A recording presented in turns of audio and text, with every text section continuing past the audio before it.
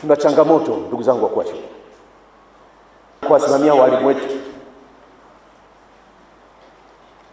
Kuna changamoto ya wasaidizi wetu walimu kutembea na wanafunzi wetu. Nimepata kesi kutoka kwa wazazi na wanasema, mkuu, hiyo ni siri. Tumeambiwa wewe ndio afisa elimu, hiyo ni siri. Na wanataja jina mwalimu fulani bin fulani anatembea na wanafunzi.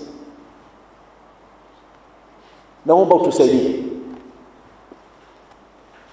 Sasa unajiuliza kwamba huyu mwalimu mpaka anapata nafasi na anatembea na watoto, na sio mmoja, unaorodheshwa pale watoto 4 5 na kwa majina anatoa, mwalimu mkuu au mkuu wa shule uko wapi mpaka haya yote yanafanyika? Mkuu wa shule unakuwa wapi? Kwa nini usikemee? Mpaka mzazi mwananchi ndio ajue kwamba mtoto wangu anaharibiwa na mwalimu fulani. Mwisho wa siku unasema hizi zilikuwa ni fununu tu. Sio ukweli. Ni waombe wakuu wa shule, simameni kukemea hili. Hebu geuza kwamba huyu mtoto ndio angelikuwa ni mwanao wewe umemzaa. Binti yako. Alafu unaambia binti yako ana mahusiano ya kimapenzi na mwalimu John. Tukemee walimu. Hilo swala linatuchafulia hadhi yetu ya walimu. Tunasema walimu ni taaluma nyeti. Walimu ni taaluma muhimu na mifano tunayo kwa wote. Tunachotakiwa sisi ni kuisimamia kama viongozi ili kuhakikisha yale makando kando hayapo katika taasisi ambazo tunaziongoza. Kuwa mkali mkuu wa shule, kemea hata kama umesikika. Lakini swala la tatu ambalo nataka niwakumbushe wakuu wa shule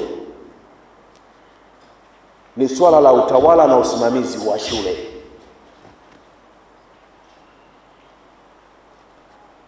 Wakuu wa shule mnapaswa kufanya kazi kwa kuzingatia kanuni, sheria, taratibu na miongozo inayotolewa na serikali, kwa sababu shule ni taasisi zinazokutanisha makundi mengi ya watu, ikiwemo wazazi au jamii na viongozi mbalimbali.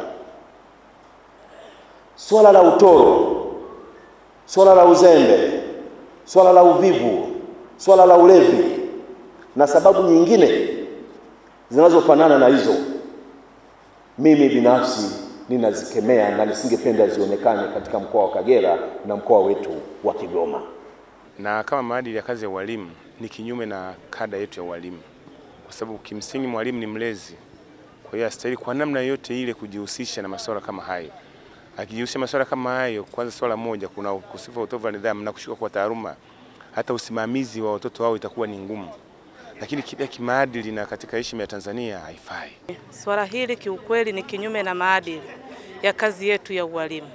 Kuanzia chuoni tumefundishwa kwamba si vizuri na haitakiwi kabisa mwalimu kujihusisha na mahusiano ya kimapenzi na mwanafunzi. Kwa kufanya hivyo, sio tu unashusha nidhamu yako kama mwalimu, lakini pia unashusha heshima na unashusha taaluma ya shule yako. Swala la mahusiano ya kimapenzi baina ya wanafunzi na walimu ni mambo ambayo kimsingi hayafai na